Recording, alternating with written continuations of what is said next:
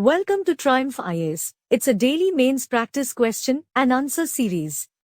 This program is exclusively designed for UPSC CSE aspirants. In this video discussion, we will discuss UPSC CSE mains previous 25-year questions. Question number 1. Why did the armies of the British East India Company, mostly comprising of Indian soldiers, win consistently against the more numerous and better equipped armies of the then Indian rulers? Give reasons. Let's start with the introduction of the answer. The company became India's dominant power following victories at the battles of Plassey, 1757, One Wash, 1760, and Buxar, 1764.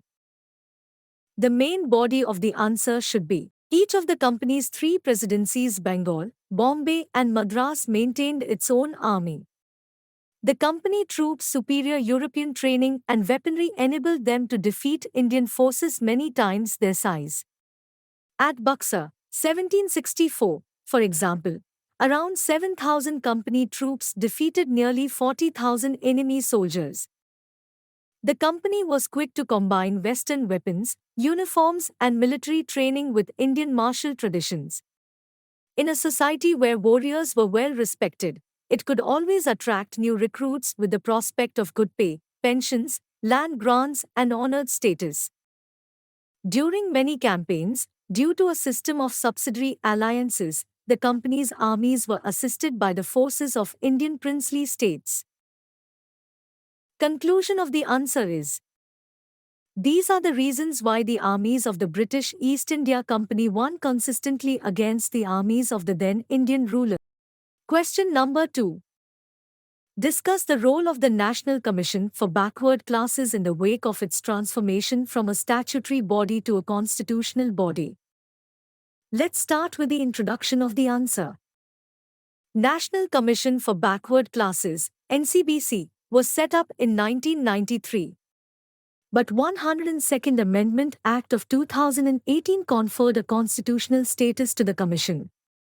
Thus, after the amendment, it ceased to be a statutory body and became a constitutional body.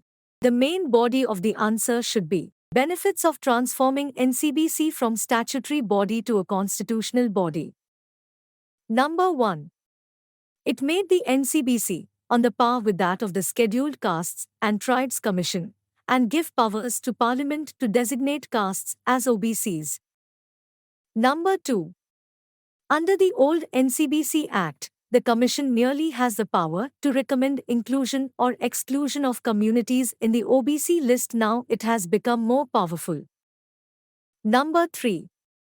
NCBC has helped the backward classes people fight atrocities against them and ensure quick justice to them, as it has given the power of civil court. Number 4. The new Act has acknowledged that in addition to reservations, BCs also need development. While giving NCBC constitutional status is a step in the right direction, however, it will not be enough to improve the socio-economic condition of the OBC community, and along with this, number of other steps are required, such as: Number 1. Proper representation of backward classes of the deprived sections to join the national mainstream. Number 2. Caste census and implementation of reservation accordingly.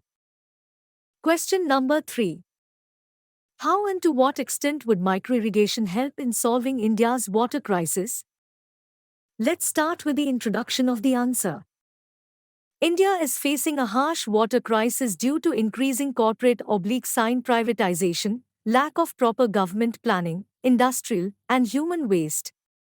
The agriculture industry is also the man or cause of the crisis. In this perspective, microirrigation is seen as a solution. The main body of the answer should be: microirrigation can increase yields and decrease water, fertilizer, and labor requirements. By applying water directly to the root zone, the practice reduces loss of water through conveyance, runoff, deep percolation, and evaporation. It can help reduce overdependence on monsoon and vulnerability to drought. It can address the needs of dry land farming. However, Microirrigation cannot ameliorate water stress due to poor agroclimatic choices in crops, such as sugarcane and paddy cultivation in Rajasthan. Also, the affordability of microirrigation systems would be a challenge for small and marginal farmers. Note: precision farming will usher in the next agricultural revolution.